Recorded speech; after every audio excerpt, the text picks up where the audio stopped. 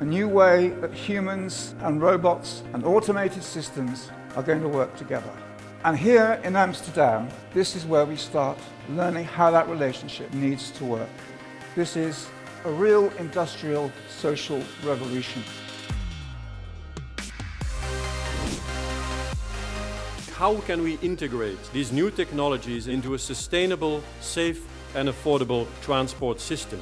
Cities are at the core of these developments. They are today the social laboratories where new solutions are designed and rolled out, tested and implemented. Use space is the really solid base which we have to build to create the verticals, which will create a lot of value for the society. That's going to happen sooner or later, and the events like that are just fostering it. We have to focus, we have to create the right regulation, then we fly.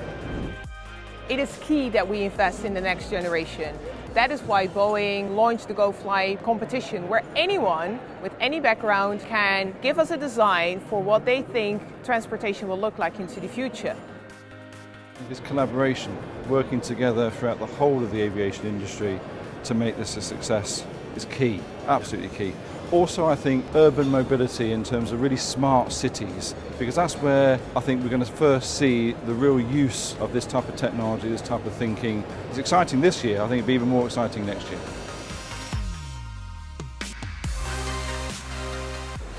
This edition of Amsterdam Drone is special because it's the second edition. The first one was a discovery of what could be done. This edition shows an increase in the number of people coming to the conference, coming to the larger exhibition, and always in the city of Amsterdam. So it's a real pleasure to be here. For next year, we're going to invite all the cities. From that, there will be requirements to the authorities like EASA on the European level.